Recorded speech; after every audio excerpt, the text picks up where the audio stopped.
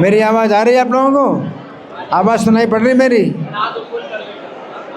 उधर आवाज़ सुनाई पड़ रही है? आवाज़ सुनाई पड़ रही है? आपको आवाज़ सुनाई पड़ रही है? तो बातें ना करिए आप लोग।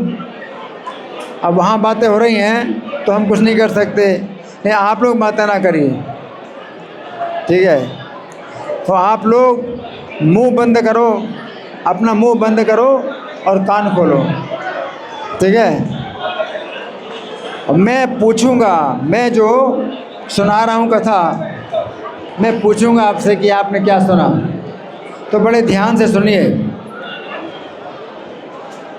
श्री कृष्ण का जन्म हुआ गोकुल में। गर्ग जी भगवान कृष्ण के जन्म स्थान में गए और वहाँ पर श्री कृष्ण का नामकरण किया।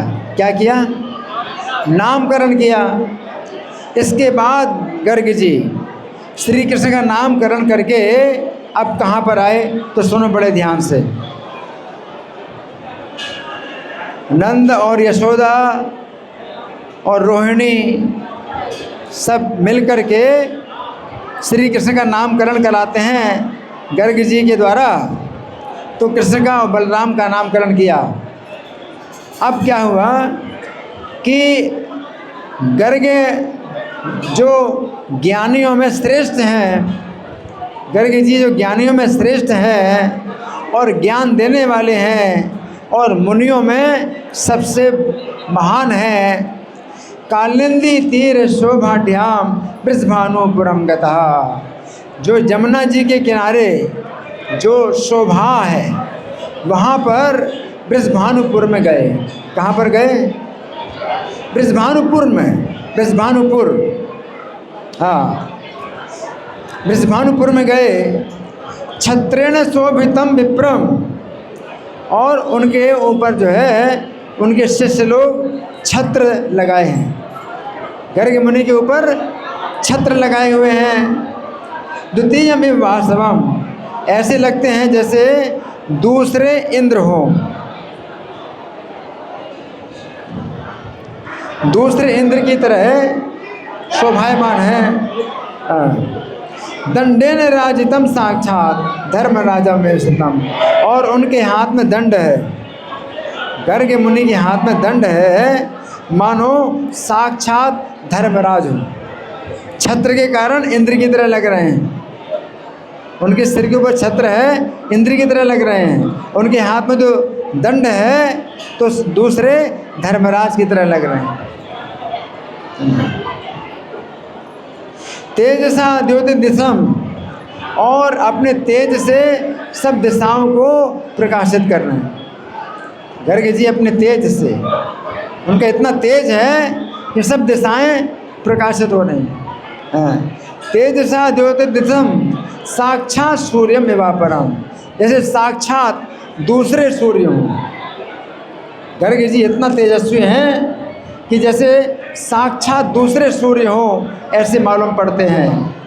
द्वितीयम एव पद्मजम, और तेजसा पुस्तकी मेखला युक्तम, उनके हाथ में पुस्तक है और मेखला है।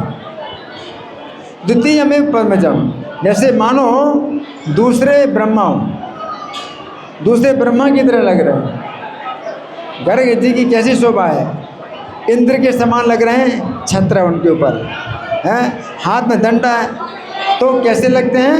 धर्मराज, धर्मराज के समान लग रहे हैं। और शरीर से प्रकाश निकल रहा है तो सूर्य के समान लग रहे हैं। और पुस्तक और मेखला से युक्त हैं तो दूसरे ब्रह्मा के समान लग रहे हैं।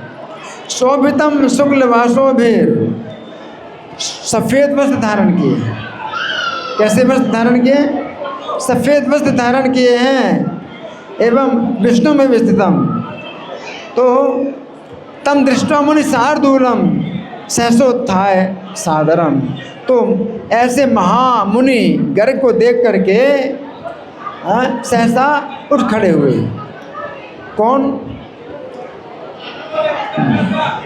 वृषभानु। राधा रानी के पिता उठ के खड़े हो गए। गर्ग मुनि आए, उनको देख करके सहसा सहसा खड़े हो गए और आदर पूर्वक प्रणम्य शिरसा सद्या, आदर पूर्वक जल्दी ही प्रणाम किया, अपने सिर से प्रणाम किया। किसने? वृषभानु ने सिर से जल्दी प्रणाम किया। सम्मुखो भूत कृतांजलि, और सामने खड़े हो गए कृतांजलि, हाथ जोड़ करके खड़े हो गए। सम्मुखो भूत कृतांजलि मुनिम से पीठ के स्थाप्य, और गर्ग मुनि को उन्होंने आसन दिया, आसन दिया बैठने के लिए।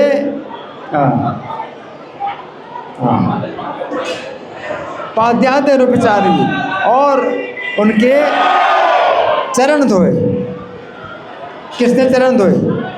वृषभानु ने गर्ग मुनि के चरण धोए, है ना।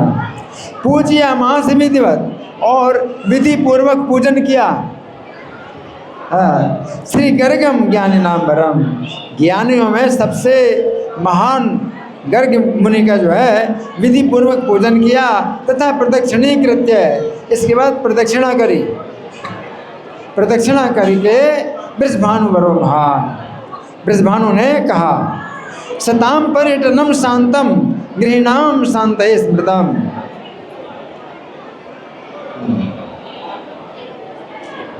उन्होंने कहा कि संतों का विचरण शांतिमय होता है, संतों का विचरण शांतिमय होता है, और गृहस्थ जनों को परम शांति प्रदान करने वाला है। संतों का विचरण परम शांतिमय होता है और गृहस्थों को शांति प्रदान करने वाला है। निर्णाम अंतस तमोहारी, और मनुष्यों के भीतरी अंधकार का नाश करता है। बाहरी अंधकार का तो सूर्य नाश करते हैं, लेकिन भीतर के अंधकार का नाश जो संत लोग हैं वो करते हैं। तो नृणाम अंतस्तमोहारी साधु रेव न भास्करा, जो साधु हैं अंदर का अंधकार दूर करते हैं, सूरज नहीं करता। सूरज तो बाहर का अंधकार दूर करते हैं, लेकिन जो संत लोग होते हैं वो अंदर का अंधकार दूर करते हैं। तीर्थी भूता वयम गोपा जातास तो दर्शनाथ प्रभो, तो आपका दर्शन पाकर के हम सभी गोप पवित्र हो गए हैं। किसने कहा? वृषभानु ने कहा आपका दर्शन पाकर के हम गोप पवित्र हो गए हैं। जाता तो दर्शनाथ प्रभु तीर्थानि तीर्थीम कुर्वन्ति, आप जैसे संत महात्मा तो तीर्थों को भी पवित्र करते हैं। आप जैसे संत महात्मा तो तीर्थों को भी पवित्र करते हैं। तो आदशा साधवाचे तो हे मुने राधिका नाम कन्या में मंगल आए ना। हे मुनि, मेरी एक कन्या है राधिका नाम की। क्या है? कन्या, राधिका नाम की कन्या है। मंगल आए ना, बड़ी मंगलकारी कन्या है। वो कन्या जो है बड़ी मंगलकारी है। कस्मे वराय दातव्या, तो किस वर को देना चाहिए? ये कन्या किस वर को देना चाहिए? कस्मे वराय दातव्या विदितम में सुनिश्चितम, आप सुनिश्चित करके बताइए कि मैं इस कन्या को किस वर को प्रदान करूं। अभी देखो कन्या पैदा हुई है और वो चिंता कर रहे हैं कि किस वर को मैं प्रदान करूं। आप निश्चित करके और सुनिश्चित करके बताइए, है ना। तुम पर्यटन नर के वह, आप जो है सूर्य के समान विचरण करते हैं। त्रिलोकीम दिव्य दर्शना, आपका दर्शन बड़ा दिव्य है। तीनों लोगों को आप जो है विचरण करते हैं, तीनों लोगों में विचरण करते हैं सूर्य के समान, है ना। वरो नया समोयो वै तस्मै दास्यामि कन्यकाम, तो इस कन्या के समान अगर कोई वर हो तो उसको मैं ये कन्या दान करूँगा। क्या करूँगा? कन्या दान करूँगा। इस कन्या के समान कोई वर हो उसको मैं अपनी कन्या दान करूँगा। तो नारद जी कहते हैं हस्तम गृहीत्वा श्री गर्गो वृषभानोर महामुनि। तो गर्ग जी ने जो है, महामुनि गर्ग जी ने वृषभानु जी का हाथ पकड़ लिया और जगाम यमुना तीरम, और यमुना के तट पर चले गए एकांत में। इस कन्या के बारे में कुछ बताना है तो वृषभानु का हाथ पकड़ करके ले गए उनको यमुना के तट पर, घर से बाहर ले गए। निर्जनम सुंदर स्थलम, जहाँ बिल्कुल निर्जन है, कोई नहीं है और सुंदर स्थान है। गर्ग जी कन्या के बारे में बताना चाहते हैं, एकांत में बताना चाहते हैं। अकेले किसको?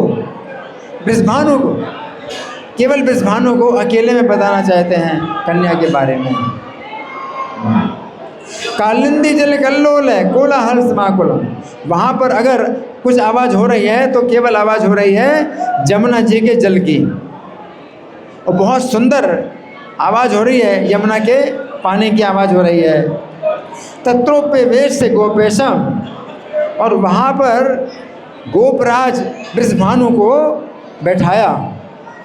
मुनीन्द्र प्राह धर्मवेद, और धर्म को जानने वाले मुनि ने बताया। वृषभानु को वहाँ पर बैठाया और धर्म को जानने वाले मुनि ने उनको बताया। बता दें क्या बताया? हे गोप गुप्तमाख्यानम, हे गोप वृषभानु, हे गोप, ये कथा बड़ी गुप्त है। क्या है? गुप्त है, ये कथा बड़ी गुप्त है। देखो गर्ग जी एकांत में बता रहे हैं वृषभानु को, और मैं आपको सबके सामने बता रहा हूँ। बहुत लोग नहीं सुन रहे हैं, तो गुप्त कथा है ना, बहुत लोग नहीं सुन रहे थोड़े लोग सुन रहे हैं। हे गुप्त माख्यानम कथनीयम न चाहतोया, आप बताना नहीं किसी को, ये गुप्त कथा आप किसी को नहीं बताना। परिपूर्णतमा साक्षात श्री कृष्ण भगवान स्वयं, श्री कृष्ण स्वयं भगवान परिपूर्णतम है। कैसे हैं? परिपूर्णतम भगवान श्री कृष्ण है। असंख्य ब्रह्मांड पतिर, असंख्य ब्रह्मांडों के स्वामी हैं। क्या है? असंख्य ब्रह्मांडों के स्वामी हैं। क्या? हाँ, असंख्य ब्रह्मांडों के स्वामी हैं। गोलोक के सहा परात्परा, गोलोक के ईश्वर, गोलोक धाम के ईश्वर है। वैकुंठ से ऊपर गोलोक धाम है। वैकुंठ के ईश्वर तो विष्णु है, लेकिन गोलोक के ईश्वर श्री कृष्ण है। गोलोक के सहा परात्परा, और श्रेष्ठ से भी श्रेष्ठ हैं, श्रेष्ठ से भी श्रेष्ठ हैं। तस्मात् परो वरो नास्ति, तो उनसे बढ़कर के वर और कोई नहीं है, उनसे बढ़कर के और कोई कन्या का वर नहीं है। इस कन्या का वर उनसे श्रेष्ठ और कोई नहीं है। जातो नंद गृहे पति है, और वो जो है इस कन्या के पति हैं जो नंद घर में जन्म ले चुके हैं। कहाँ पर? नंद के घर में जन्म ले चुके हैं। अब वृषभानु ने कहा, किसने कहा? वृषभानु ने कहा। वृषभानु ने कहा अहो भाग्यम, अहो भाग्यम, हाँ कितना भाग्य है मेरा, कितना भाग्य है नंद श्यामे महामुनि, नंद का, हे महामुनि नंद का कितना बड़ा भाग्य है। अहो भाग्यम, अहो भाग्यम, नंद श्यामे महामुने श्री कृष्णावतारस्य सर्वम त्वं वद कारणम। आप श्री कृष्ण के अवतार का मुझे कारण बताइए। गोलोक धाम से श्री कृष्ण ने अवतार लिया नंद के घर में, तो उनके अवतार का कारण बताइए। जो मुसलमान लोग होते हैं ना, तो उनके धर्म में वो जो है यही बताते हैं कि जो खुदा इस पृथ्वी पर कभी नहीं आते। क्यों? बेकार की जगह है, और वो खुदा अपनी जगह पे रहते हैं, यहाँ पर नहीं आते। लेकिन प्रभुपाद ने क्या बोला कि अगर उनको आने की इच्छा है तो कौन रोक सकता है। तो मुसलमान लोग जो है नहीं मानते कि खुदा जो है अपने स्थान से यहाँ पर आएंगे। ये बेकार का स्थान है, बेकार का स्थान है, लेकिन अगर वो आना चाहें तो कौन रोक सकता है ना। तो ब्रजभानु जो है क्या बोलते हैं कि कारण कुछ होगा, बिना कारण के यहाँ थोड़े आए, क्योंकि उनका तो परम जो धाम है गोलोक धाम है, वहाँ रहते हैं। अब यहाँ पर अगर आए हैं तो कारण होगा, कारण बताइए।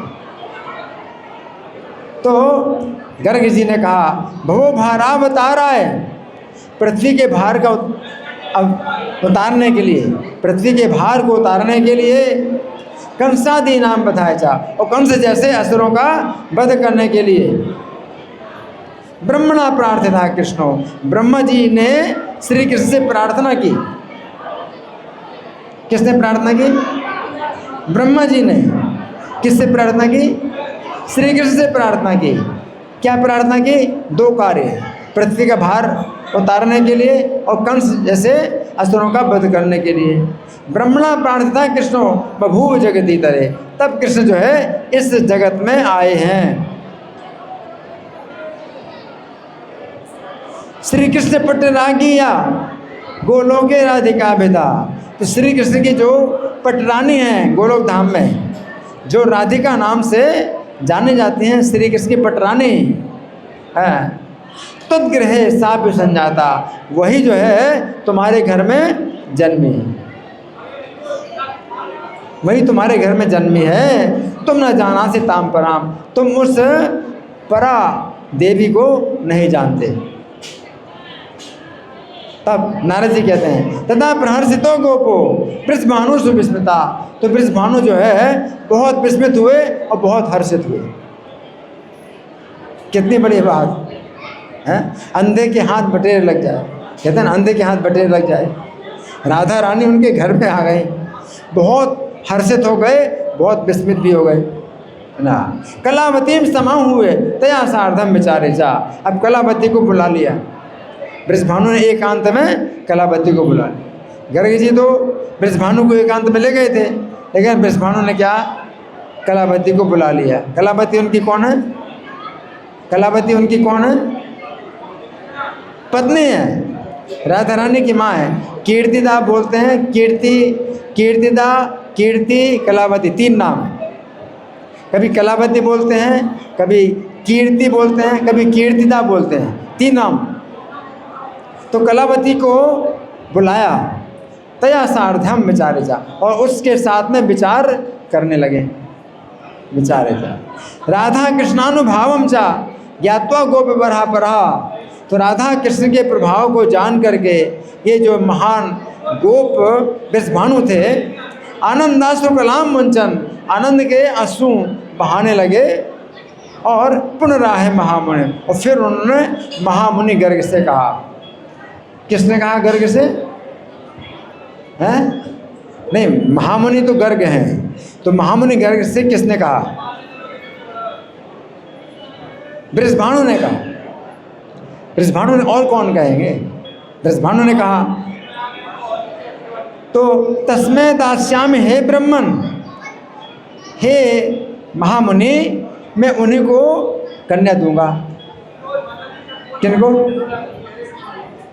कृष्ण को, क्योंकि वो पहले से पति हैं मेरी कन्या के, गोलोक धाम में मेरी कन्या के पति हैं। तो वृषभानु ने कहा उनको ही मैं कन्या दूंगा। कन्याम कमल लोचनाम, मेरी कन्या कैसी है? कमल के समान नेत्रों वाली। मैं अपनी कमल के समान नेत्रों वाली कन्या को उन्हीं को दूंगा। तो यह पंथा दर्शितों में आपने मुझे रास्ता दिखाया है, आपने मुझे रास्ता दिखाया। किसने कहा? वृषभानु ने कहा। किससे कहा? किससे कहा? गर्ग जी से कहा। क्या कहा? आपने मुझे रास्ता दिखाया है, आपने मुझे रास्ता दिखाया है। तो यह कार्यो समुद्भा, तो ये कार्य अब आप ही करो, ये कार्य आप ही करो, उन्होंने कहा।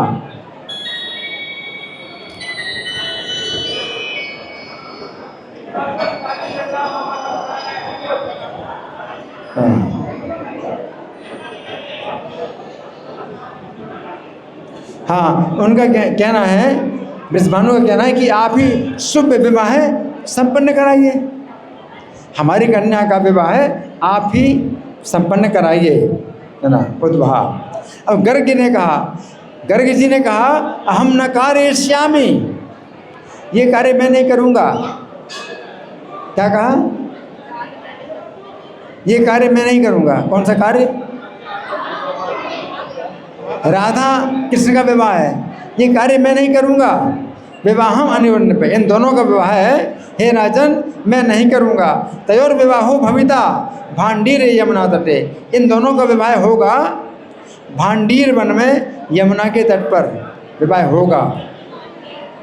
वृंदावन समीपे चा, वृंदावन के समीप है स्थान, निर्जने सुंदर स्थले, बहुत सुंदर स्थान है और निर्जन स्थान है, एकांत स्थान है। वहाँ पर परमेष्ठी समागत्य विवाहम कार्यस्थिति, ब्रह्म जी आएंगे और विवाह कराएंगे। कोई मनुष्य नहीं देखेगा, ना तो नंद महाराज को पता चलेगा, ना बृषभानु को पता चलेगा, किसी को पता नहीं चलेगा। ब्रह्मा जी विवाह कराएंगे, कोई नहीं देखेगा। तस्मात् राधाम गोपवर विद्धि अर्धांगी बरसचा, इसलिए हे गोप बृषभानु, राधा को जो है आप उनकी अर्धांगी समझ लो। अर्धांगिनी, श्री कृष्ण की अर्धांगिनी समझ लो। लोके चूड़ामणि साक्षात राज्ञीम गोलोक मंदिरे, तो ये जो है जो गोलोक धाम में साक्षात महारानी है, ये गोलोक धाम की साक्षात महारानी है।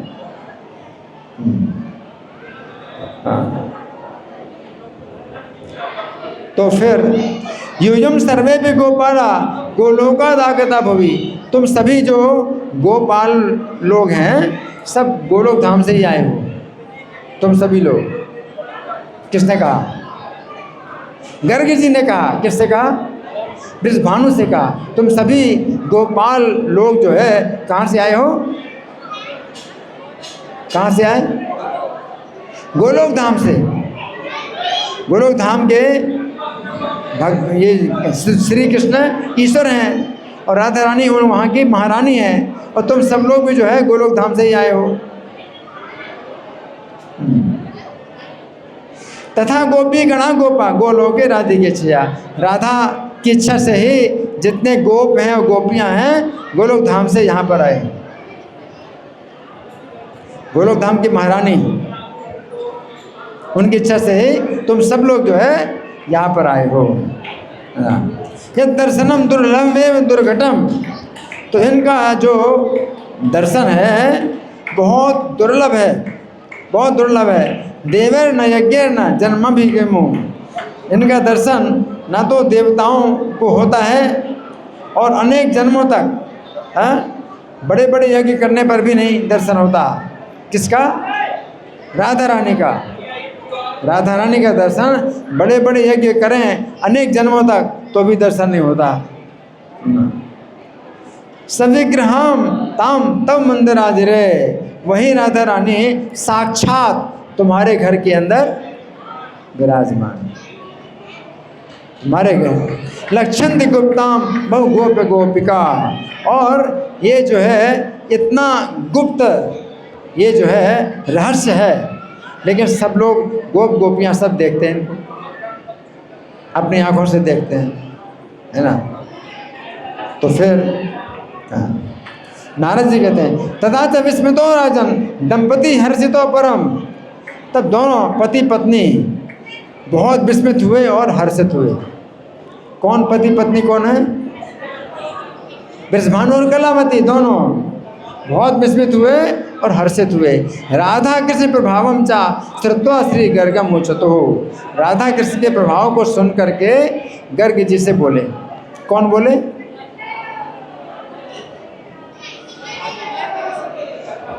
गर्ग जी से बोले। गर्ग जी से बोले। कौन बोले? बृषभानु और कलावती गर्ग जी से बोले। राधा शब्द से हे ब्रह्मन व्याख्यानम वद तत्वतः, कि हे महामुनि राधा शब्द का आप व्याख्यान करें, व्याख्या करें। राधा शब्द की आप व्याख्या करिए, तत्व से व्याख्या करिए। तो न संशय चेता कोपि भूमो महामय, आपके सिवा संशय दूर करने वाला और कोई नहीं है। किसने कहा? बृषभानु और कलापति ने कहा। किससे कहा? गर्ग मुनि से कहा, आपके सिवा और कोई संशय छेदन करने वाला नहीं है। तब गर्ग जी ने कहा, सामवेदस्य भावार्थम गंधमादन पर्वते, गंधमादन पर्वत में मैं जब गया था तो सामवेद का जो भावार्थ है वो नारायण के मुख से मैंने सुना था। कौन कह रहे हैं? गर्ग जी कह रहे हैं। क्या कह रहे हैं? गंधमादन पर्वत पर मैं गया था तो साक्षात नारायण के मुख से मैंने सामवेद का भावार्थ सुना था। यानी राधा रानी का जो नाम की व्याख्या है सामवेद में है, और साक्षात नारायण भगवान गंधमादन पर्वत पर जो रहते हैं, तपस्या करते हैं, उनके मुख से मैंने सामवेद का जो भावार्थ है वो सुना था। रम्या तु रकारा स्यात्, राधा नाम में 4 अक्षर हैं। वैसे 2 अक्षर हैं, रा और धा, लेकिन अगर और गहराई से देखा जाए तो 4 अक्षर हैं। रा, फिर आ, फिर धा, फिर आ, 4 अक्षर हैं। तो जो रा है वो है रमा। रमा, रा का मतलब है रमा। रम्या तु रकारा स्यात्, रमा यानी लक्ष्मी, है ना। तो रा का मतलब है रमा यानी लक्ष्मी। फिर आ का मतलब है आदि गोपिका। आदि गोपिका यानी सबसे पहली गोपिका, आदि गोपिका। उनसे ही फिर सब गोपियाँ विस्तार हुआ है। तो राधा रानी आदि गोपिका है।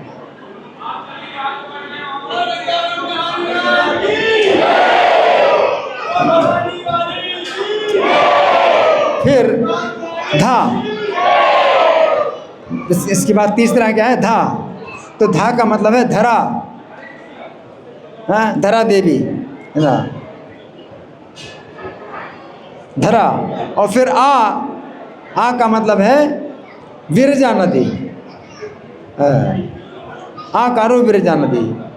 तो रा का मतलब रमा, फिर आ का मतलब आदि गोपिका, फिर धा का मतलब धरा, फिर आ का मतलब विरजा। तो 4 अक्षरों से 4 देवियाँ हैं ये, है ना। अच्छा, तो हाँ, श्री कृष्ण से परस्यापि चतुर्धा तेजसो भवत्। श्री कृष्ण भगवान का जो तेज है वो 4 हिस्से हुए। श्री कृष्ण के तेज के 4 हिस्से हुए। लीला भू श्री विरजा चतस्रा पत्नी एवी। तो 4 पत्नियां हुई भगवान की। एक तो लीला देवी, दूसरा भू देवी, तीसरा श्री देवी और चौथा विरजा देवी। 4 देवियां मिलकर के राधा बनता है ना। जो पहला है रमा, तो इसका मतलब है लीला देवी। फिर आ का मतलब है आदि गोपिका है। और फिर धरा यानी भूदेवी, ठीक है। और फिर तो विरजा नदी, तो विरजा, है ना। तो लीला देवी, भूदेवी, श्री देवी और विरजा देवी, 4 देवियाँ हैं। ये भगवान की पत्नियाँ हैं। संप्रलीना सता सर्वा राधायाम कुंज मंदिर। तो कुंज मंदिर में ये 4 की 4 देवियाँ राधा के शरीर में विलीन हो गई। 4 देवियाँ कुंज मंदिर में आकर के राधा रानी के शरीर में विलीन हो गई। परिपूर्ण तमाम राधाम तस्मादाहुर मनीषिणा, इसलिए मनीषी लोग जो है राधा को परिपूर्णतमा कहते हैं। श्री कृष्ण परिपूर्णतम है और राधा रानी परिपूर्णतमा। पूर्ण, एक तो पूर्ण होता है, फिर दूसरा परिपूर्ण होता है, फिर तीसरा परिपूर्णतम होता है। तो श्री कृष्ण परिपूर्णतम है और राधा रानी परिपूर्णतमा है। अब नारद जी कहते हैं राधा कृष्ण हे गोप ये जपंती पुनः पुनः। तो नारद जी कहते हैं कि हे राजन, हाँ,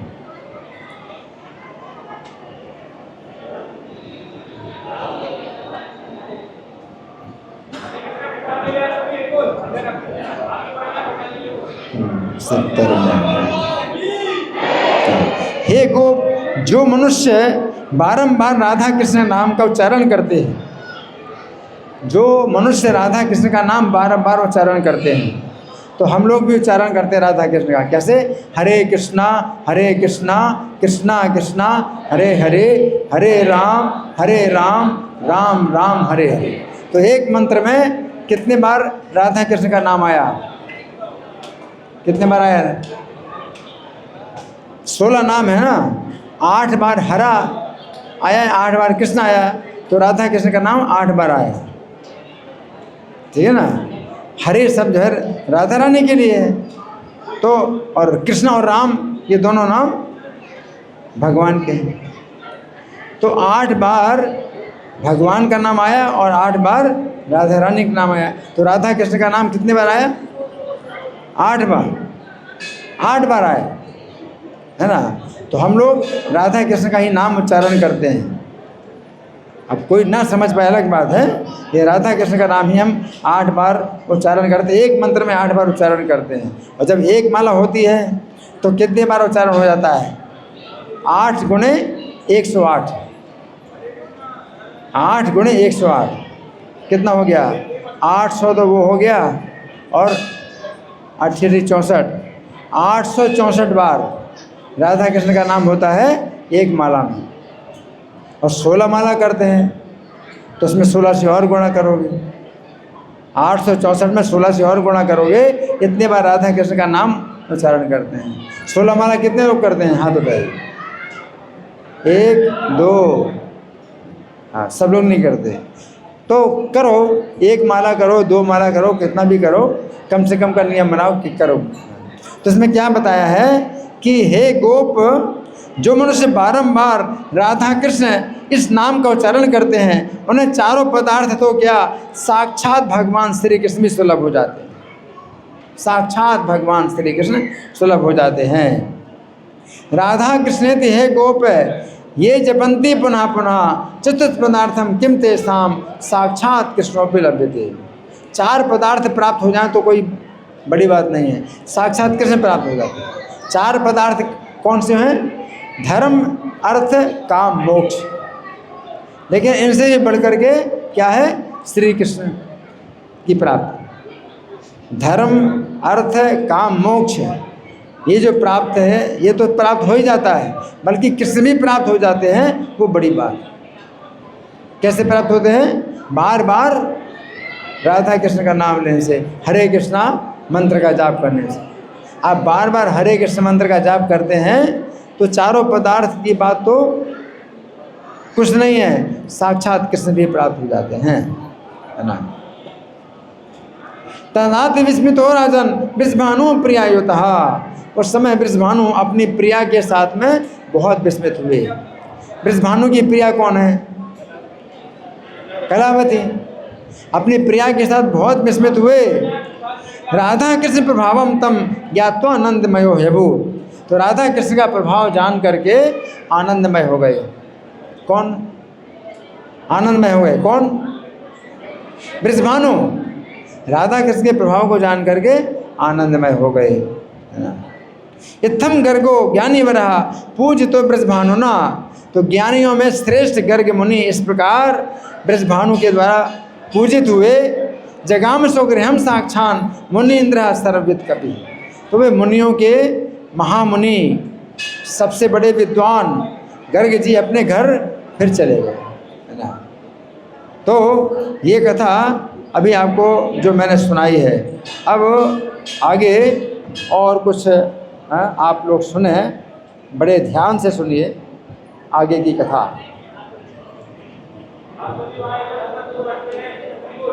अब ये घटना उस समय की है जब श्री कृष्ण मथुरा चले गए। कहाँ गए? मथुरा चले गए। क्यों चले गए हैं? हाँ, कंस का वध करने के लिए, कंस का वध करने के लिए मथुरा चले गए, है ना। और अब लौट के नहीं आए, लौट के आना था तो लौट के नहीं आए। गोपियाँ बहुत कष्ट पा रही, तो गोपियों को सांत्वना देने के लिए उद्धव जी को भेजा। किसको भेजा? उद्धव जी को भेजा, है ना। तो सुनो बड़े ध्यान से कि उद्धव जी ने जो है सब गोपियों के अलग अलग यूथों के लिए कृष्ण के पत्र दिए। गोपियों के 100 यूथ हैं, 100 प्रकार की गोपियां हैं। जैसे भगवान राम के अवतार में जो मिथिलापुर की जो स्त्रियां थीं वो भी भगवान की पत्नी बनना चाहती थी। तो मिथिलापुर की स्त्रियां भी गोपियों का एक यूथ है, अलग है। मिथिलापुर वासिनी गोपियां एक ये हो गई। इसके बाद फिर भगवान राम सीता के साथ वह करके अयोध्या आ रहे थे, तो रास्ते में कौशलपुर पड़ा, कौशल।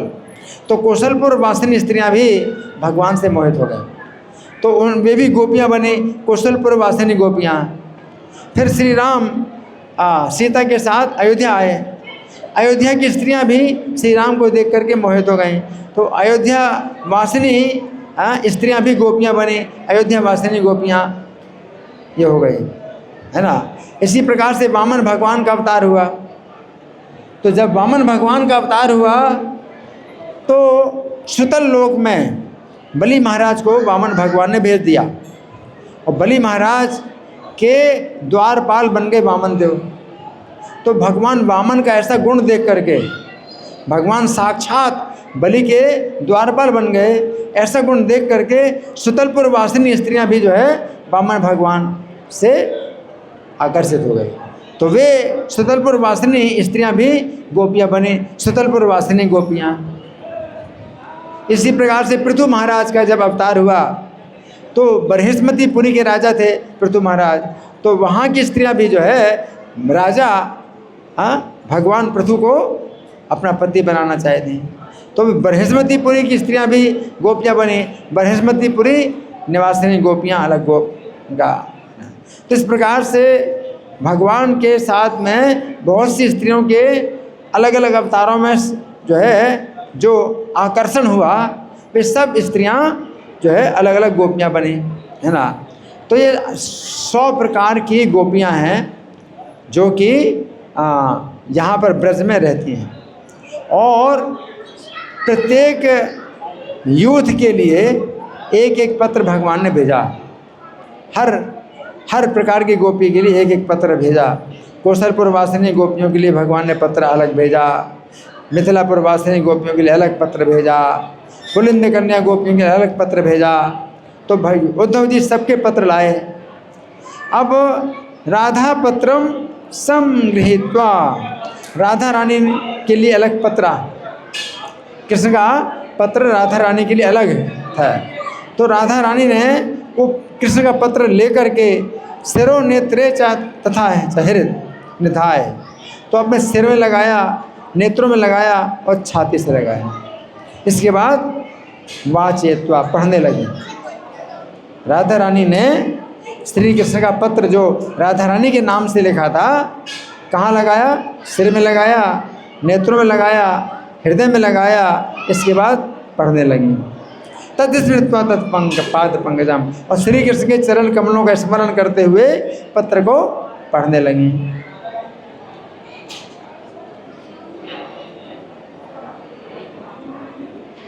अति प्रेमातुरा राजन, प्रेम में बहुत आतुर हैं। कौन? राधा रानी। अति प्रेमा तुरा राजन मोचित्वाश्रु संततिम, और लगातार आंसू बहाते जा रहे हैं।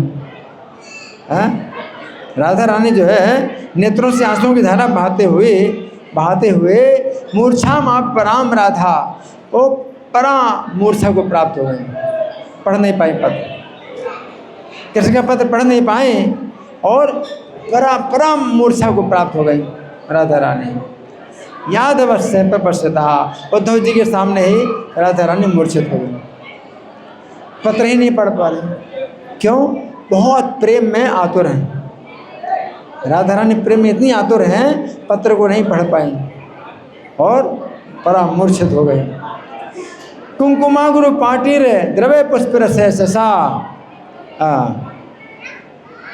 तब सखियों ने उनके ऊपर केसर का जल उनके ऊपर छिड़का, अगुरु का जल छिड़का, चंदन का जल छिड़का और फूलों का जल छिड़का और चमर डुलाया उनको होश में लाने के लिए, चमर डुलाया। इससे राधा रानी को होश आया, है ना। अर्चिता चामरांदोल पुनः चैतन्यताम गता, तो राधा रानी को फिर से चेतना आई। वियोग सिंधु संमग्नाम, वियोग के समुद्र में डूबी हैं। कौन? राधा रानी वियोग के समुद्र में डूबी हैं। राधाम कमल लोचनाम, कमल जैसे नेत्रों वाली राधा वियोग के समुद्र में डूबी हैं। वीक्षोद्धव तथा गोप्यो मुचाश्रु संतत्यम, उद्धव जी ने भी देखा और सब गोपियों ने भी देखा तो आंसू बहाने लगे। उद्धव जी भी आंसू बहाने लगे, सब गोपियाँ भी आंसू बहाने लगी। तासाम अश्रु प्रवाहेण राजन वृंदावने बने, तो हे राजन, उन सब का जो अश्रु का प्रवाह है जब हुआ तो तत्काल एक सरोवर बढ़ गया, उनके आंसुओं से सरोवर बन गया। कितने आंसू भाई उद्धव जी ने और सब गोपियों ने राधा के ऐसे वियोग को देख करके उनके आंसुओं से क्या बन गया? सरोवर बन गया। और वो सरोवर कहलाता है लीला सरोवर, लीला सरोवर।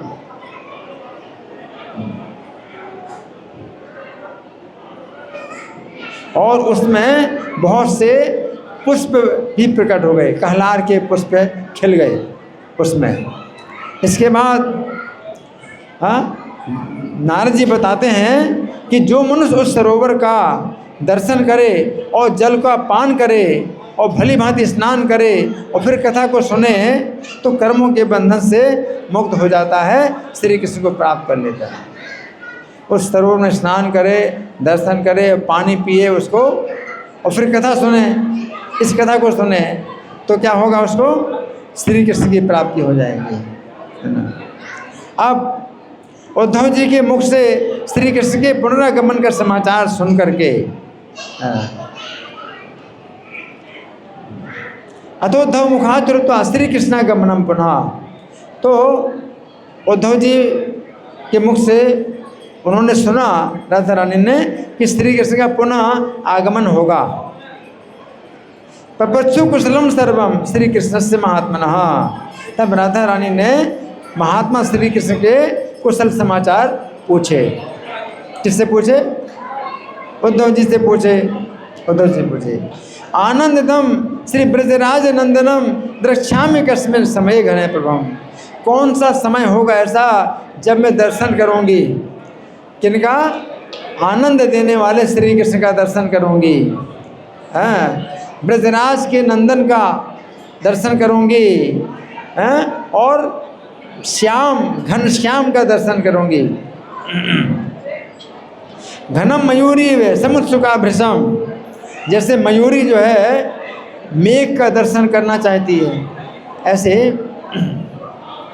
चंद्रम चकोरी तदीक्षणों, और चकोरी जैसे चंद्रमा का दर्शन करना चाहती है, तो इसी प्रकार से मैं श्री कृष्ण का दर्शन करना चाहती हूँ।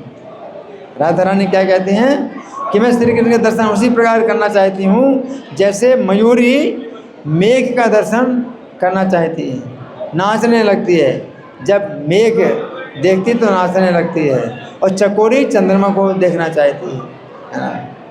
उसी प्रकार से कस्मिन कुकाले विरहो भभू में, ऐसा कौन सा बुरा समय था जिस समय मेरा विरह हो गया, श्री कृष्ण के साथ मेरा विरह हो गया। ये न में को कल्प समा क्षण आचढ़ा, ये जो इस समय वियोग में एक एक क्षण एक कल्प के समान हो रहा है। राधा रानी का एक क्षण एक एक क्षण एक एक कल्प के समान बीत रहा है कृष्ण के बिना। अब एक क्षण कितना होता है, एक क्षण कितना होता है, 4 मिनट होता है। कितना होता है, 4 मिनट होता है। एक क्षण 4 मिनट होता है। और एक कल्प कितना होता है, एक कल्प होता है 4 अरब 32 करोड़ साल का। कितना, 4 अरब 32 करोड़ साल का एक कल्प होता है। तो राधा रानी के लिए 4 मिनट का समय कितना लगता है, 4 अरब 32 करोड़ साल के बराबर लगता है।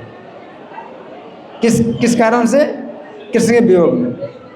कृष्ण के वियोग में राधा रानी को 4 मिनट कितना लगता है, 4 अरब 32 करोड़ साल का लगता है।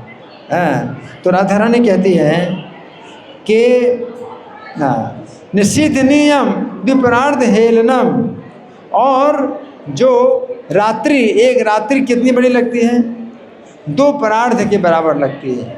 एक रात्रि 2 परार्ध के बराबर लगती है। 2 परार्ध ये ब्रह्मा जी की आयु है। ये कितना होता है, 31 नील 10 खरब 40 अरब वर्ष। एक रात्रि राधा रानी के लिए कृष्ण के बिना कितना लगता है, 31 नील 40 अरब 40 खरब 31 नील 10 खरब 40 अरब वर्ष। 31 नील 10 खरब 40 अरब वर्ष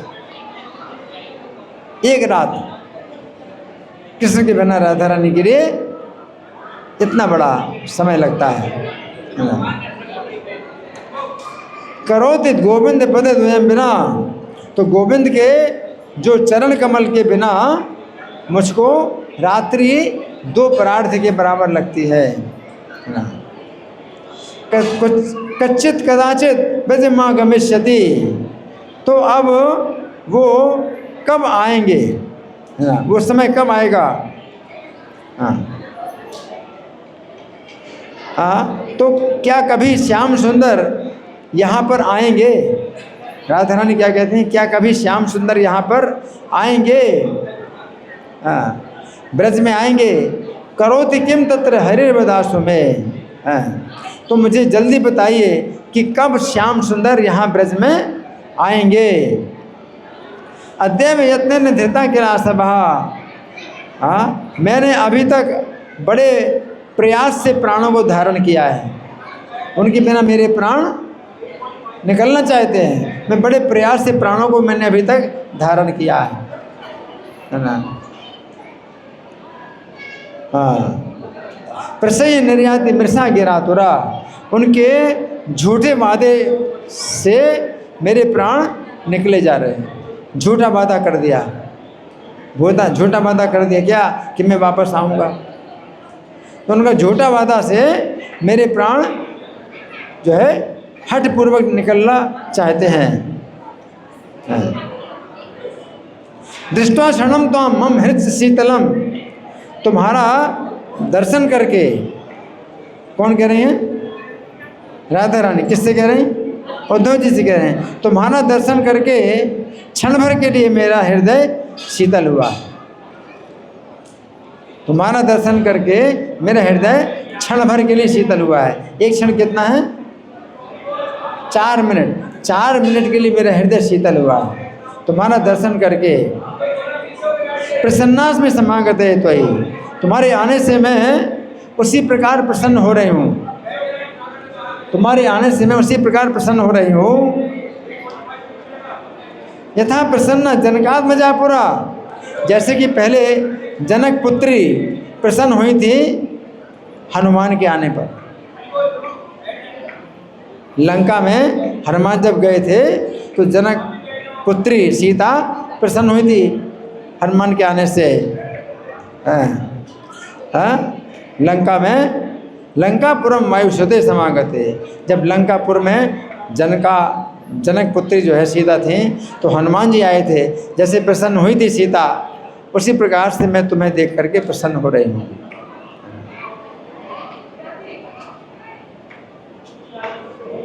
आसाम विधाय निज मोह धनम विसृज्य, तो हे उद्धव आशा दे करके अपना सब उन्होंने बातें भुला दी, आशा दे दी और फिर अपनी बातों को सब भुला दिया। विसृज्य विस्मृत वाक्य गदितम मथुराम गतोया, और सब बातों को भुला करके मथुरा चले गए। तस्यापि पत्र लिखितम है मृतम न मन्ये, तो उनका लिखा हुआ जो पत्र है उसको मैं सत्य नहीं मानती। क्या करें, कौन कह रहे हैं? हाँ, राधा रानी कह रहे हैं। किससे कह रहे हैं? उद्धव जी क्या कह रहे हैं? उनका लिखा हुआ पत्र में सत्य नहीं मानती। तम चाने सुकिल मंत्र विधाम वरिष्ठ है, अगर तुम जो है बड़े उपाय को जानते हो, उपाय जानने वाले हो, तो उनको लेकर के आ जाओ। राधा रानी कहती हैं अगर तुम कुछ उपाय जानते हो तो अब कुछ उपाय ऐसा करो कि उनको लेकर के आ जाओ। अब उद्धव जी ने कहा कि गत्वा पुरीम तब परम विरहम निवेद्या, मैं मथुरापुरी में जाकर के तुम्हारा जो विरह है उनको बताऊंगा। अथ अर्घम विधाय निज नेत्र जलेन राधे, और अपने नेत्र जलों से उनके चरणों को धोऊंगा, अपने नेत्रों के जल से। और नीत्वा हरिम तब पुनः पुनरागत उसमें, और हरि को लेकर के ही मैं अब दोबारा वापस आऊँगा यहाँ। अब जब आऊँगा तो हरि को लेकर के ही आऊँगा। मासों के मध्य गुरु में शपथस्तु दंगरे, तुम्हारे चरण कमलों की शपथ खा करके कहता हूँ आप अब शोक मत करो। किसने कहा? उद्धव जी ने कहा है कि तुम्हारे चरणों की शपथ खा करके कहता हूँ कि मैं क्या करूँगा, उनको लेकर के ही आऊँगा। उनके चरणों में अपने नेत्रों के आंसुओं से उनके चरणों को धोऊंगा और तुम्हारा विरह का समाचार दूंगा उनको। तो अति प्रसन्ना श्री राधा, तो श्री राधा प्रसन्न हो गई। उद्धव की बात से श्री राधा प्रसन्न हो गई। हाँ, तो राधा ने चंद्रकांतो मणि स्वभाव, तो चंद्रकांत की जो 2 मणि हैं वो उन्होंने उद्धव को दी। चंद्रकांत मणि 2 हैं राधा रानी के पास, उन्होंने उद्धव जी को दी। ये चंद्रकांत मणियाँ, 2 सुंदर चंद्रकांत मणियाँ राधा जी को जो है चंद्रमा ने दी थी, तो वो उद्धव जी को दी हैं। क्या? श्याम सुंदर को देने के लिए। उद्धवाय ददो राधा प्रसन्ना भक्त वत्सला, तो प्रसन्न हो गई और भक्त वत्सला हैं। उद्धव जी को अपना भक्त जान करके उन्होंने चंद्रकांत मणियाँ उनको दी। छत्रम सिंहासनम दिव्यम चामरे द्वे मनोहरे, उन्होंने राधा रानी ने अपने प्राण वल्लभ के लिए छत्र और दिव्य सिंहासन और 2 मनोहर चंवर दिए। ये छत्र और सिंहासन और चंवर ये श्री कृष्ण के संकल्प से प्रकट हुए थे। श्री कृष्ण ने संकल्प किया तो प्रकट हो गए थे।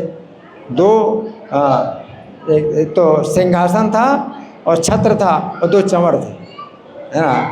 तो वो जो है श्री कृष्ण मनसोद्भूते ददो तस्मै हरि प्रिया, तो हरि की प्रिया राधा ने उद्धव जी को ये सामान दे दिया। 2 चंद्रकांत मणियाँ दी और 1 छत्र दिया, 1 सिंहासन दिया और 2 चंवर दिए उद्धव जी को। ऐश्वर्यम ज्ञान संपन्नम सर्वदे सिख देशिकम, और वरदान दिया, उनको वरदान भी दिया कि हे उद्धव तुम ऐश्वर्य ज्ञान से संपन्न होगे और सर्वदेशिक देशिकम और सभी उप गुरुओं के भी गुरु बनो। राधा रानी ने उद्धव जी को वरदान दिया, क्या? तुम्हें ऐश्वर्य ज्ञान हो जाए पूरा और सब गुरुओं के तुम गुरु बनो, है ना। और कृष्ण संयोग कर्तृत्वम सदा तव भविष्यति। और क्या ज्ञान दिया कि श्री कृष्ण के साथ रहने वाले तुम सखा बनो, श्री कृष्ण के साथ सदा रहने वाले सखा तुम बनो। राधा रानी को ये वरदान दिया, है ना। पहला वरदान क्या दिया उन्होंने, राधा रानी ने? कौन सा है? ऐश्वर्य ज्ञान। हाँ, ऐश्वर्य ज्ञान तुम्हें प्राप्त हो जाएगा। और दूसरा ज्ञान क्या दिया? सब गुरुओं के गुरु, सभी गुरुओं के गुरु बनो। और तीसरा ज्ञान क्या दिया है? श्री कृष्ण के साथ हमेशा सखा बन करके रहो, है ना। हाँ, भक्तिम निर्गुणा भावाढ़्याम, और तुम्हें भक्ति प्राप्त हो। कैसी भक्ति प्राप्त हो? हैं? प्रेम लक्षणा भक्ति प्राप्त हो। तुम्हें श्री कृष्ण की प्रेम लक्षणा भक्ति प्राप्त हो जाए। और ज्ञानम विज्ञान सहितम वैराग्यम, और वैराग्य तुमको ज्ञान विज्ञान के साथ वैराग्य भी प्राप्त हो जाए। इतने वरदान दिए राधा रानी ने। तो पुनः तो इस प्रकार से जो है संग चूड़ा च हरिणा नीतम चूड़ा मणिम शुभम। चंद्राना नाम की जो गोपी थी उसने उद्धव जी को क्या दिया? संग चूड़, जो हरि लेके आए थे चूड़ामणि, संग चूड़ को मार करके उसकी चूड़ामणि ला करके चंद्राना गोपी को दी थी भगवान ने। तो चंद्राना गोपी ने उद्धव जी को वो चूड़ामणि दी, है ना। उद्धव तथा गोपी गणा सर्वे भूषणा नाम चयम शुभम, और बाकी सब गोपियों ने भी उद्धव जी को सुंदर आभूषण समर्पित किए, है ना। तो ये सब जो है मतलब राधा रानी के बारे में आपको कुछ मैंने बताया, और अब हम और सुनेंगे।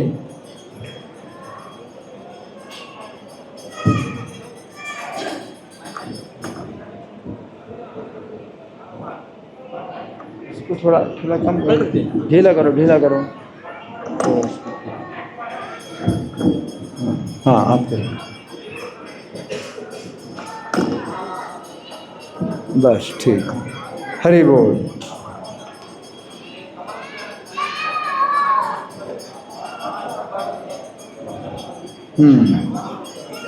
अब सुनिए बड़े ध्यान से। हाँ, अब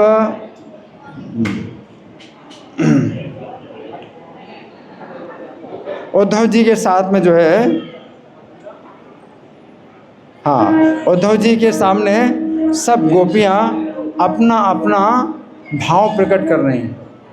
श्री कृष्ण के प्रति जो उनकी भावना है वो प्रकट कर रहे हैं, है ना। तो इति कृष्णम संचिंत्यो गोपिका प्रेम में विह्वला। श्री कृष्ण का चिंतन करते हुए जितनी गोपिकाएं हैं प्रेम से विह्वल हो गई। उत्कंठितास्ता रुदुर मूर्छिता धरणीम गता। उत्कंठिता थी, बहुत उत्कंठित थी, और रोती रोती मूर्छित होकर के धरती में गिर गई। जितनी गोपियां हैं बहुत उत्कंठित थी कृष्ण के दर्शन के लिए, और रोती रोती धरती में गिर गई। पृथक पृथक समाश्वास्य पचोभिर नए नए पुण्य। तो उद्धव जी ने सब गोपियों को अलग अलग प्रकार से आश्वासन दिया। संबोधना गोपिका सर्वा पाह प्राह राधाम तदुद्धवा। और फिर राधा रानी से उद्धव जी बोले, उद्धव जी राधा रानी से बोले, उद्धव क्या बोले? परिपूर्णतमे कृष्णे ब्रजभानु वरात्मजे। कि जो परिपूर्णतम श्री कृष्ण है ना, गंतुम आज्ञाम देहि मह्यम, तो मुझे आप आज्ञा दीजिए कि मैं अब जाऊं। किसने कहा? उद्धव जी ने। किससे कहा?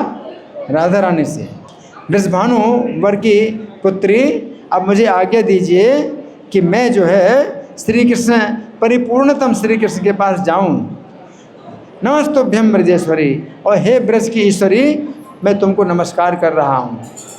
कौन बोले? उद्धव जी बोले, है ना। प्रतिपत्रम देहि शुभे श्री कृष्णाय महात्मने, अब तुम जो है पत्र का उत्तर मुझे दो। श्री कृष्ण महात्मा श्री कृष्ण के लिए अपने पत्र का उत्तर दो, उनके पत्र का तुम मुझे उत्तर दो लिख करके। तेन तम च प्रणम्यासु समाने से तमांकितम, तो उस पत्र को लेकर के मैं जाऊंगा और श्री कृष्ण को तुम्हारे निकट ले आऊंगा। इसके लिए मुझे आप दीजिए, क्या दीजिए? पत्र दीजिए, उनके पत्र का उत्तर लिख करके दीजिए। अथ राधा लेखनी चा नीत्वा पात्रम मसेस्तुरम, तो राधा रानी जो है उस समय कलम लेकर के आई। राधा रानी उस समय तुरंत ही कलम लेके आई और मसी पात्र यानी स्याही की दवात लेकर के आई और समाचार का चिंतन करने लगी कि समाचार क्या लिखूं। अब पत्र लिखना है तो सोचने लगी कि पत्र क्या लिखूं।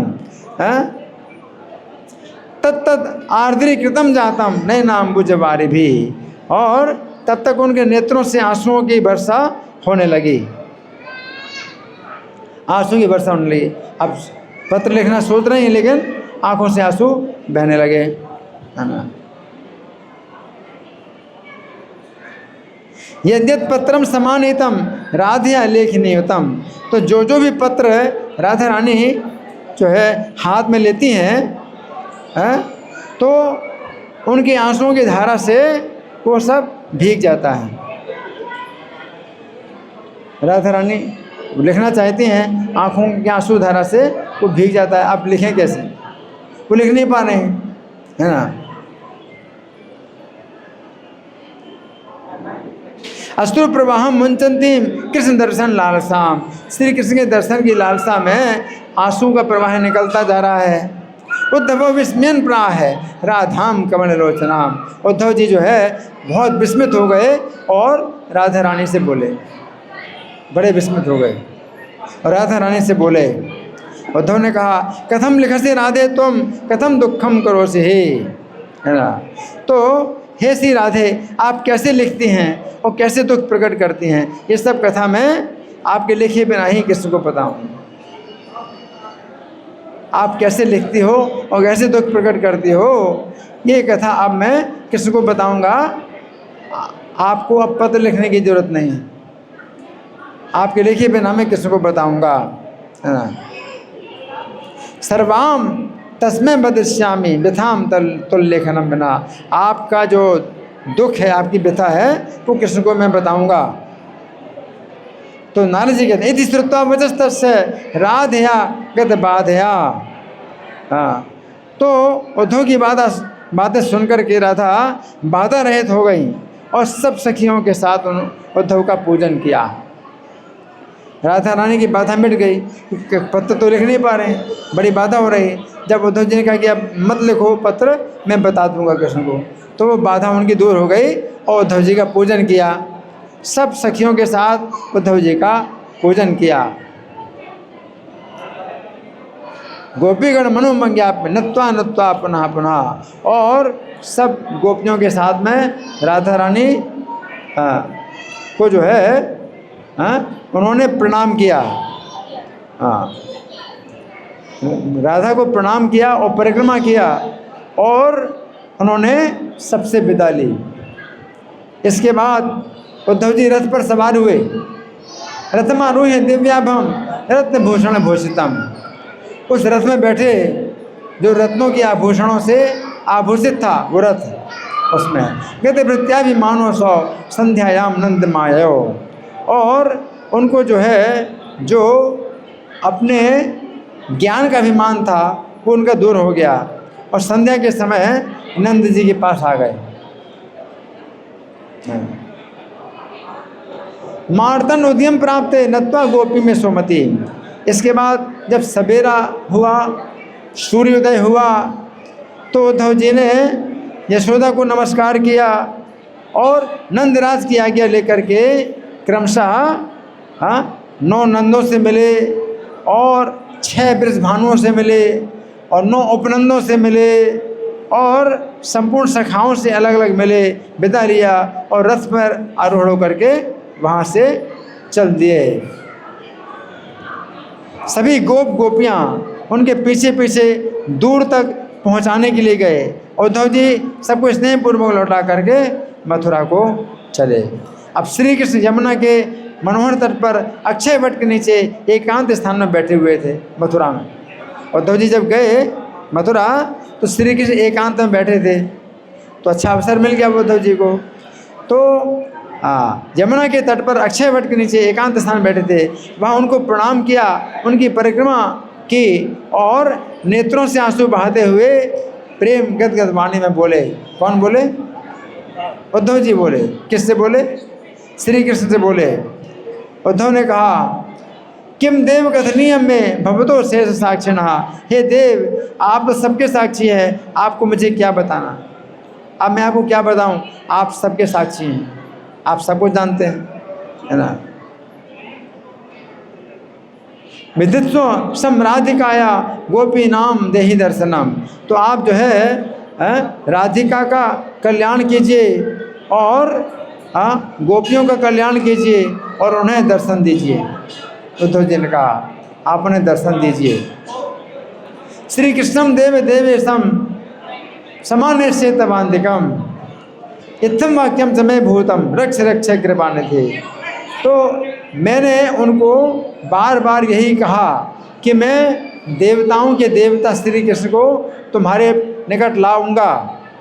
तो ये बात जो है, जो मैंने बोली है, इस बात की आप रक्षा करो। हे कृपा समुद्र, आप मेरी बात की रक्षा करो। कि मैं वहाँ पर बोल के आया हूँ, क्या बोल के आया हूँ कि श्री कृष्ण को आपके पास ले आऊँगा। तो मैंने जो बात बोली है, मेरी बात की रक्षा करिए, आप कृपा के समुद्र हैं। प्रहलाद रुक्मान गद्य प्रतिज्ञाम भले से खटवांग नृपस्य साक्षात। तो आपने अपने भक्तों की रक्षा की है। आपने प्रहलाद के प्रतिज्ञा की रक्षा की, प्रहलाद की रक्षा की, बात की रक्षा की। क्योंकि हिरण्यकशिपु ने कहा तेरा जो है विष्णु कहाँ है, क्या इस खंबे में है? तो प्रहलाद ने कहा हाँ खंबे में है। तो भगवान खंबे से प्रकट हुए, तो प्रहलाद की बात की रक्षा की ना।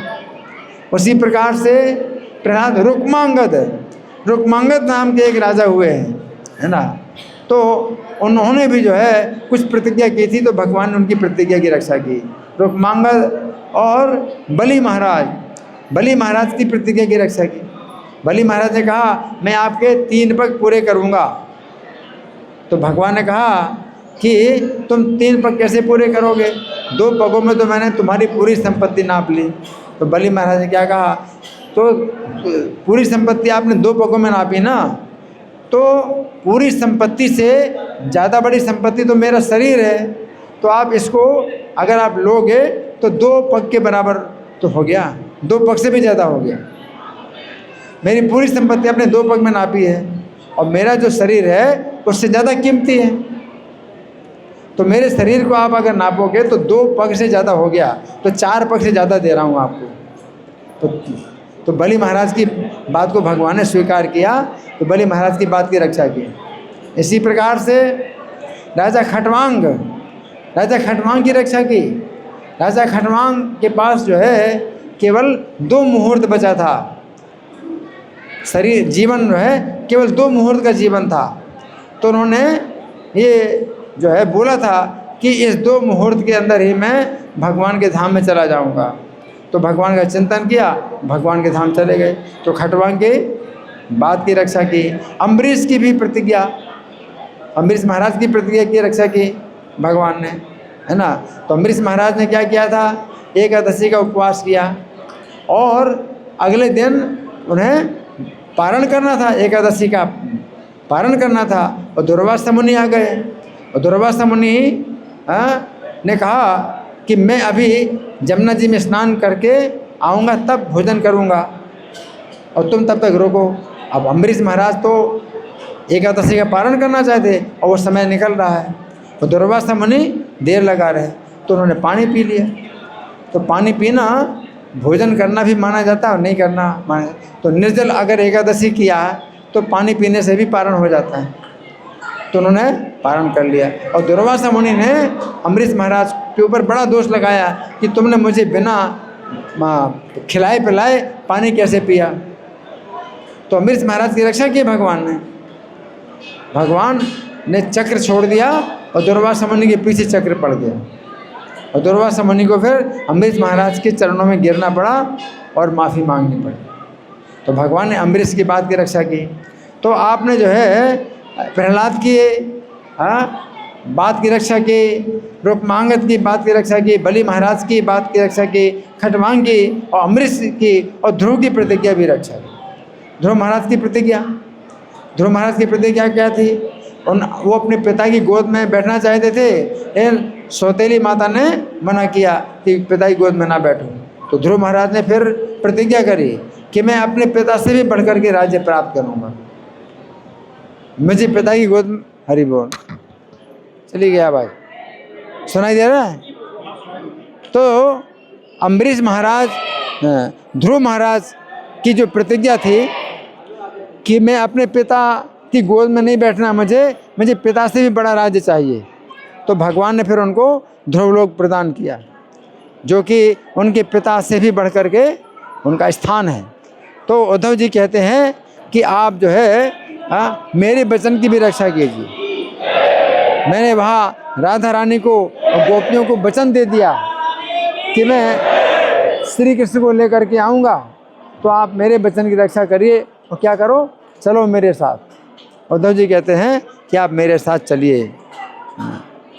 तो इस तरह से हमने कुछ कथा सुनी, तो अब क्या करना चाहिए, है ना? ठीक है। तो अभी जो कथा हुई है, इस कथा में आप लोगों की ओर से कोई प्रश्न है, कोई मंथन, कोई चर्चा, या मैं प्रश्न करूं? ठीक है, तो मैं प्रश्न कर रहा हूं। तो सबसे पहले हमने जो कथा सुनी थी वो कौन सी कथा थी? सबसे पहले जो मैंने सुनाया आपको, सबसे पहले मैंने क्या सुनाया था? गर्ग मुनि भगवान कृष्ण का नामकरण करके पहुँचे कहाँ पर? बृषभानु जी के घर में पहुँचे। बृषभानु जी के घर में पहुँचे तो बृषभानु जी तुरंत खड़े हुए, ऐसे नहीं कि धीरे धीरे खड़े हो रहे हैं, तुरंत खड़े हुए। तो ऐसे महामुनि अगर घर में आए तो तुरंत खड़े होना चाहिए। तुरंत खड़े हुए और उनका पूजन किया, उनके चरणों को जल से धोया और उनकी परिक्रमा की, है ना? और फिर उनसे जो है बात की, है कि मेरी एक कन्या बड़ी मंगलकारी कन्या है, और तो क्या करना है? क्या पूछा उन्होंने? हाँ, इसके समान जो वर है वो कौन है जिसको मैं अपनी कन्या दान करूं, उन्होंने कहा। तो गर्ग जी ने उस समय क्या कहा या क्या किया?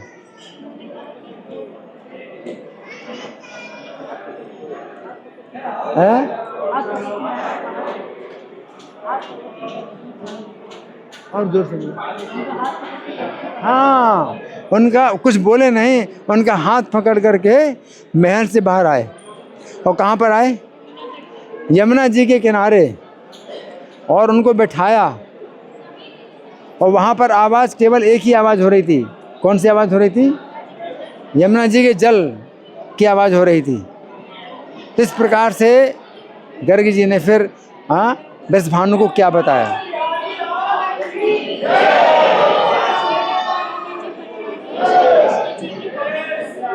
हाँ, ये जो तुम्हारी कन्या है, ये गोलोक धाम की जो है पटरानी है, भगवान श्री कृष्ण की। हाँ, पटरागी है ना, मैं पटरानी, पटरानी है, भगवान कृष्ण की पटरानी है, परिपूर्णतमा है ना, और वो तुम्हारे घर में आई है। और क्या बताया? हाँ, इनके जो पति है श्री कृष्ण गोलोक धाम के जो स्वामी है, वे कहाँ पर आए हैं? नंद जी के घर में प्रकट हुए हैं। उनसे बढ़कर के और कोई दूसरा वर तुम्हारी कन्या के लिए नहीं है। तो बृषभानु ने जो है सबसे पहले तो बहुत सराहना की। हाँ, किसके भाग्य की सराहना की? नंद महाराज के भाग्य की सराहना की। इतना बड़ा भाग्य नंद महाराज को प्राप्त हुआ कि उनके घर में परिपूर्णतम भगवान कृष्ण का अवतार हुआ, है ना। और फिर क्या पूछा है? नहीं, कुछ और पूछा था कि क्या कारण है कि उन्होंने अवतार लिया, क्या कारण है कि उन्होंने गोलोक धाम से इस पृथ्वी में अवतार लिया। तो जब ये पूछा तो गर्गी जी ने क्या बताया? हाँ, पृथ्वी का भार उतारने के लिए, कंस का वध करने के लिए किसने प्रार्थना की? ब्रह्मा जी ने कृष्ण से प्रार्थना की। तो कृष्ण ब्रह्मा जी प्रार्थना से आए हैं पृथ्वी का भार उतारने के लिए, और कंस जैसे असुरों का वध करने के लिए वो आए हैं, है ना। इसके बाद फिर बृषभानु ने कहा कि हमारी कन्या के अगर वो वर हैं तो ये विवाह का कार्य आप ही करो। बृषभानु ने कहा कि ये विवाह का कार्य आप ही करो। तो गर्गी जी ने क्या उत्तर दिया? मैं नहीं करूँगा, ये कार्य ब्रह्मा जी करेंगे। और कहाँ पर करेंगे? भांडीर वन में, निर्जन स्थान में करें, हैं? निर्जन स्थान में करेंगे, है ना। और अब तुम्हें जो है कुछ नहीं करना है, तुम राधा अपनी जो कन्या को श्री कृष्ण की अर्धांगिनी समझ लो, और कुछ नहीं करना है। तो गर्ग जी ने जो है इस प्रकार से बताया। और उस समय राजा बृषभानु फिर क्या करते हैं? उन्होंने क्या किया उस समय? हरि बोल, हरि बोल। अपनी प्रिया कौन है? हाँ, कीर्ति और कीर्तिदा और कलावती, 3 नाम है। अपनी प्रिया कलावती को लाए और विचार किया, है ना, विचार किया। इस प्रकार से गर्ग मुनि का बहुत आदर किया, सम्मान किया, और गर्ग मुनि जो है अपने घर में आ गए।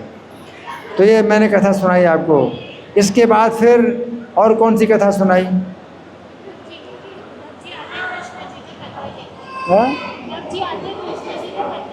हाँ, तो कितनी प्रकार की गोपियां हैं, और कृष्ण ने उद्धव जी को कितने पत्र दिए?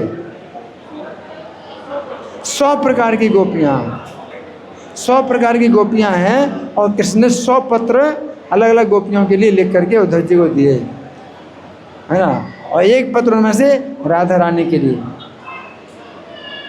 तो राधा रानी जो है पत्र को लेके क्या करती हैं? सबसे पहले नहीं, कुछ और है, हैं?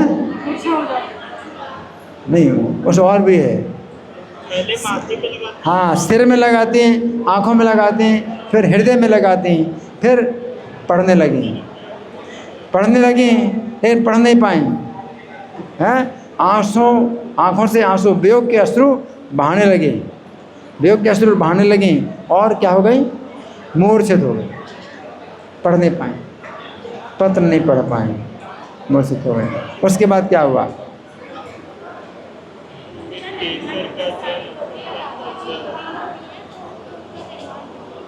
सारी गोपियों ने केसर का पानी उनके ऊपर डाला, और चंदन का पानी डाला, फूलों का रस डाला, और चमर डुलाया। तब उनको होश आया, तब उनको होश आया। जब होश आया तो फिर क्या हुआ? राधा रानी ने उद्धव जी से कहा, उद्धव जी से बताया कि मुझे कृष्ण का वियोग कैसे हो रहा है, कितना वियोग हो रहा है, क्या बताया। एक क्षण जो है एक कल्प के बराबर लगता है। एक क्षण एक कल्प के बराबर लगता है। एक क्षण कितना होता है? 4 मिनट। और एक कल्प कितना होता है? 4 युग, 1000 युग, 1000 युग। और एक युग कितना होता है? 43,20,000 साल का एक युग होता है। और 1000 युग 1000 से गुणा करो तो कितना होगा? 4 अरब 32 करोड़ साल। 4 मिनट, राधा रानी को 4 मिनट कितना लगता है? 4 अरब 32 करोड़ साल के बराबर लगता है। किसके विरह में? हैं? किसके विरह में? और क्या बताया? एक दूसरी बात भी बताई, विरह में कितना समय कितने बराबर लगता है, और भी बताया दूसरी बात। रात, एक रात उनको किसके विरह में कैसी लगती है? कितना? 2 परार्ध के बराबर। ब्रह्मा जी की आयु 2 परार्ध की है। 31 नील 10 खरब 40 अरब वर्ष ये लगता है। और फिर राधा रानी ने और क्या कहा उद्धव जी से कि पत्र में उन्होंने जो लिखा कि मैं आऊँगा, उस पर मुझे विश्वास नहीं, उस पर मुझे विश्वास नहीं। और क्या कहा कि तुम्हें आने से मुझे प्रसन्नता हुई है। कैसे प्रसन्नता हुई? कैसी? सीता माता को जब लंका में हनुमान जी आए तो उनको प्रसन्नता हुई, उसी प्रकार तुम्हारे आने से प्रसन्नता हुई। और तुम अगर उपाय कोई जानते हो तो उपाय करो। क्या उपाय करो? श्री कृष्ण को लेके आओ, श्री कृष्ण को लेके आओ, उपाय करो, है ना। तो फिर उद्धव जी ने क्या कहा राधा रानी से? क्या कहा? मैं जा रहा हूँ, लेकिन आप मुझे पत्र लिख करके दो। किसी के पत्र का उत्तर लिख करके मुझे दो, तो उनको मैं दिखाऊंगा और लेके आऊँगा। तो फिर राधा रानी ने क्या किया? राधा रानी पत्र लिख रही है, लेकिन रो रही तो पत्र मतलब गीला है। हाँ, वो स्याही की लेखनी भी लिया और कागज़ भी लिया और स्याही के दवात भी, और सोचने लगी लिखने के लिए। तो सोचती हैं तो आंखों से आंसू बहते हैं और कागज़ गीला हो गया। तो जो भी कागज़ उठाती हैं वो गीला हो जाता आंखों से। और उद्धव जी ने कहा अब आप लिखो नहीं, मैं किसी को बताऊंगा कि आप कैसे लिखती हैं पत्र, मैं बताऊंगा। तो राधा रानी की बाधा दूर हो गई। फिर राधा रानी ने उद्धव जी को वरदान दिया। क्या वरदान दिया? सबसे पहला वरदान क्या दिया? ऐश्वर्य ज्ञान मिलेगा, गुरुओं के गुरु बनेंगे, कृष्ण के सखा बनेंगे, और कृष्ण की भक्ति प्राप्त होगी। हाँ, सबसे पहले क्या दिया? ऐश्वर्य ज्ञान। ऐश्वर्य ज्ञान हो, श्री कृष्ण के ऐश्वर्य का ज्ञान होगा। फिर दूसरा, गुरुओं के गुरु बनोगे। और तीसरा, कृष्ण के सखा बनोगे। तीसरा, और चौथा, निष्काम भक्ति प्राप्त होगी। चौथा, और हाँ, कई वरदान दिए, है ना। राधा रानी ने उद्धव जी को बहुत वरदान दिए। और जब उद्धव जी जो है फिर रथ में बैठ कर के और जब चले मथुरा पहुँचे तो कृष्ण मिल भी गए उनको एकांत में।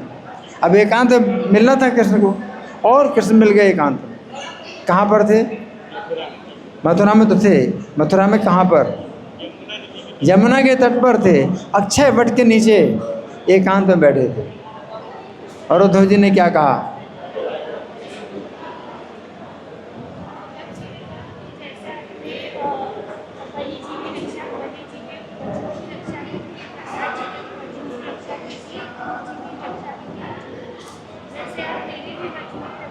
उद्धव जी ने कहा कि मैं वचन दे के आया हूँ कि मैं श्री कृष्ण को लेकर के आपके पास आऊँगा, मैंने वचन दिया है, तो मेरे वचन की रक्षा करिए। आप कृपा के समुद्र हैं। और जैसे आपने किसकी रक्षा की थी वचन की? प्रहलाद की। प्रहलाद ने वचन दिया था अपने पिता हिरण्यकशिपु को। क्या वचन दिया था? खम में मेरे भगवान हैं, तो खम से प्रकट हो गए। प्रहलाद के वचन की रक्षा की। और किसके वचन की रक्षा की? राजा बलि। राजा बलि ने वचन दिया था। क्या वचन दिया था? कि आपके 3 पग पूरे करूंगा। तो भगवान वामदेव क्या बोले? 2 पगों में तो मैंने तो पूरी संपत्ति नाप ली, अब 3 पग तो तुम दे नहीं सकते। तो बलि ने क्या कहा? तो 4 पगों से ज़्यादा हो गया, 2 पग से ज़्यादा तो मैं ही हूँ। तो आप जब मुझे भी आप अपने मतलब अधीन कर लोगे, तो 4 पग से ज़्यादा मैंने आपको दिया। तो बलि के वचन की रक्षा की भगवान ने, मान लिया। भगवान ने मान लिया, बलि के वचन की रक्षा की। और किसके वचन की रक्षा की? अम्बरीश महाराज। अम्बरीश महाराज के वचन की रक्षा की। तो अम्बरीश महाराज ने मतलब क्या मतलब विचार किया था? जो एकादशी का पालन करना था, तो दुर्वासा मुनि देर कर रहे हैं, तो उनको खिलाए बिना मैं खा नहीं सकता, और अगर नहीं खाऊंगा तो एकादशी का अपराध हो जाएगा, पालन करना जरूरी है। तो क्या किया उन्होंने? पानी पी लिया। पानी पिया तो भोजन माना जाता है और नहीं भोजन माना जाता। तो पानी पी लिया, और दुर्वासा मुनि बहुत गुस्सा हुए, तुमने मुझे बिना खिलाए पिलाए पानी कैसे पिया हैं? और मार डालने के लिए तैयार हो गए अम्बरीश महाराज को। तो भगवान ने क्या किया? चक्र छोड़ दिया, और दुर्वासा मुनि को फिर अम्बरीश महाराज के चरणों में गिरना पड़ा और क्षमा मांगनी पड़ी। तो अम्बरीश महाराज के वचन की रक्षा की, है ना। और किसके वचन की रक्षा की? राजा खटवांग। राजा खटवांग का ने वचन क्या दिया था कि मैं अभी मेरे जीवन में कितना समय रह गया? 2 मुहूर्त। 2 मुहूर्त। 1 मुहूर्त कितना होता है? 48 मिनट का। 1 मुहूर्त 48 मिनट का, तो 2 मुहूर्त कितना हुआ? 96 मिनट का। यानी 1 घंटा और 36 मिनट। 1 घंटा 36 मिनट में मैं वैकुंठ चला जाऊंगा। तो वैकुंठ की प्राप्ति भगवान ने उनको करा दी। तो उनके वचन की रक्षा की खटवांग। और रूपमांगल, और कौन थे? ध्रुव महाराज। ध्रुव महाराज। ध्रुव महाराज ने सोच लिया था। क्या सोच लिया था? कि भगवान से मैं अपने पिता से बड़ा पद प्राप्त करूंगा। तो भगवान ने उनको ध्रुव लोक दे दिया, उनके पिता से भी बड़ा पद दे दिया। तो उसी प्रकार से आप मेरे वचन की रक्षा कीजिए उद्धव जी का, है ना। इस तरह से हमने कथा सुनी, राधा रानी की कथा। श्री राधा कथा महामहोत्सव की जय। श्रील प्रभुपाद की जय। हरे कृष्णा।